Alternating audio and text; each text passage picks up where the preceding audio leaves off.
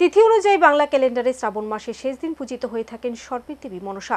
আর এই তিথি মেনে বিগত দিনের মতো এবারও রাজ্যের বহু বাড়িঘরে উৎসবের মেজাজে পূজিত হলেন সর্পের দেবী। আগরতলা দুর্গা বাড়িতেও পূজিত হলেন তিনি। প্রধানত সাপের কামড় প্রতিরোধ ও নিরাময়ের জন্য এবং উর্বরতা ও সমৃদ্ধির জন্যই দেবী মনসা পূজিত হয়ে থাকেন। সনাতন হিন্দু ধর্মাবলম্বীদের 12 মাসে 13 পার্বণে একটি হল মনসা পূজা। বাংলা ক্যালেন্ডারে শ্রাবণ মাসের শেষ দিন ধর্মীয় রীতিনীতি মেনে পূজিত হয়ে থাকেন সর্পের দেবী বলে পরিচিত মনসা। সেই তিথি অনুযায়ী শনিবার বিষহরী মনসা দেবীর পুজো। ঘরে ঘরে দিন পূজিত হন দেবী মনসা। তেমনি প্রথমিনী দুর্গাবাড়িতে অনুষ্ঠিত হয় মনসা পূজা। শ্রাবণ মাসের সংক্রান্তি তিথিতে অনুষ্ঠিত হয় মনসা পূজা। মনসা কেতকা পদ্মাবতী এই নামে মনসা দেবীর সমাধিক প্রসিদ্ধ। মূলত হিন্দু ধর্মে মনসা হলেন ভগবান শিবের কন্যা, কিন্তু একজন ঋষির দ্বারা লালিত পালিত হয়েছিলেন তিনি। মা মনসার দুই রকম রূপ, পৌরাণিক রূপ, অন্যটি হল লৌকিক রূপ।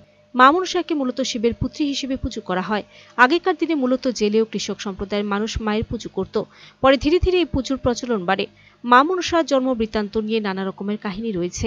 কেউ বলেন তিনি পদ্মবনে জন্মগ্রহণ করেছেন, কেউ বলেন তিনি কেয়াবনে জন্মগ্রহণ করেছেন, কেউ কেউ আবার বলে থাকেন তিনি পাতাল কুমারী, কারণ তার জন্ম পাতালে। মা মনসার সঙ্গে চাঁদ সওদাগরের দ্বন্দ্ব সর্বজন বিদিত। চাঁদ সওদাগর মূলত ছিলেন শিবের ভক্ত। তিনি মা মনসাকে কিছুতেই দেবী হিসেবে মানতে চাননি প্রথমে। পরে তারই হাতে দেয়া ফুল দিয়ে প্রথম মত্তলোকে মা মনসার প্রথম পুজো আরম্ভ হয়।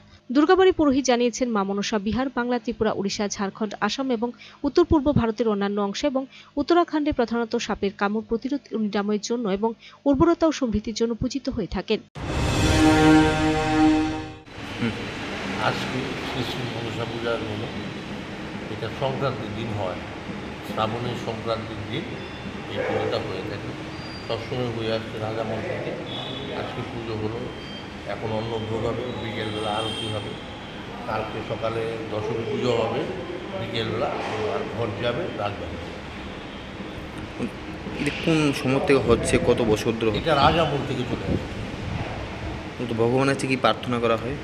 মার কাছে প্রার্থনা করা হয় যাতে সবাই সুখ শান্তিতে থাকে, যাতে রোগ শোক সব কিছু শেষ হয়ে যায়, এটা আসলে ভগবানের কাছে প্রার্থনা। Bureau report, search entertainment.